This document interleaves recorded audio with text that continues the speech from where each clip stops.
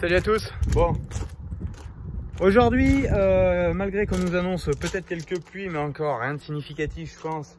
Fin de semaine, j'avais l'après-midi entre guillemets de libre, enfin que je me suis consacré plutôt, on va dire, à bricoler encore sur le 750. Bon, qu'est-ce que j'ai fait? Suite à certains commentaires que j'ai eu durant les vidéos passées où je vous ai présenté les dernières modifications que j'ai apportées et les quelques soucis encore que je rencontrais avec ces modifs. Merci déjà à une personne qui avait une idée, qui a conforté en fait mon idée de faire passer par le doseur le flux d'air pour récupérer ce qui est dans cette trémie là. Donc chose que j'ai fait, mais pour ça il a fallu que je modifie la sortie de la turbine ici, parce que la turbine d'origine du 750 permet de souffler dans ces deux caisses qu'il a propres à lui. Donc là, de cette façon-là, fallait plus qu'il souffle de ce côté-là, et si je débranchais, il allait souffler de l'air au milieu du smore, qui n'aurait pas été forcément terrible, et j'aurais perdu de souffle pour tout ce qui est sorti à la volée en Y venant de cette caisse avant. Donc, pour le brancher simplement, donc j'ai enlevé le Y qui était là, mis un coude à 90, comme ça il souffle simplement sur cette caisse. Et derrière, ça va être le flux de graines qui va venir de ma trémie qui fera le colza à l'avant.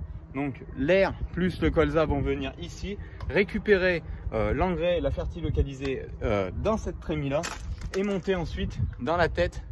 Ici, la tête à 36 sorties que j'avais à la base, que j'ai plus qu'en 18 aujourd'hui.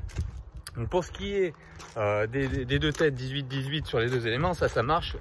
Tout ce qui a été semé en couvert, ça marche de ce côté là. Par contre là je vous rappelle, donc j'avais mis des V pour cloisonner le flux à droite et à gauche pour que ça aille bien dans les tuyaux, sauf que quand on n'a pas les bouchons, on a de l'air qui vient là, donc ça a tendance à plus avoir le souffle. Bon, tant que j'étais avec du couvert à 40-45 kg à l'hectare, on arrive à pousser le flux de graines jusque dans les éléments. Là, quand je vais être avec de la fertile localisée ou avec du blé, on va être donc sur du blé, si on sème à 150 kg, on aura 75 kg qui vont passer dans chaque tête à pousser sur les éléments. Donc là, il faudrait qu'on soit bouché, comme ça on aura moins de pertes d'air. Ça me manquait aussi le joint sous la tête, ça il est commandé, ça arrive demain.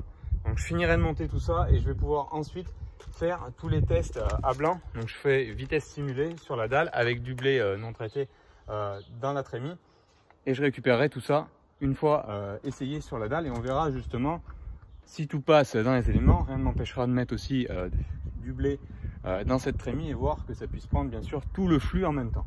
Donc tous ces tests là je les ferai demain, mais la modif a été faite là, comme vous voyez, ça c'est le tuyau qui vient d'une des caisses de la trémie frontale qui vient là, se repiquer juste ici et ensuite filer dans la grosse tête de distribution qui va pour la première rangée de semis du semoir. Donc voilà, opération faite.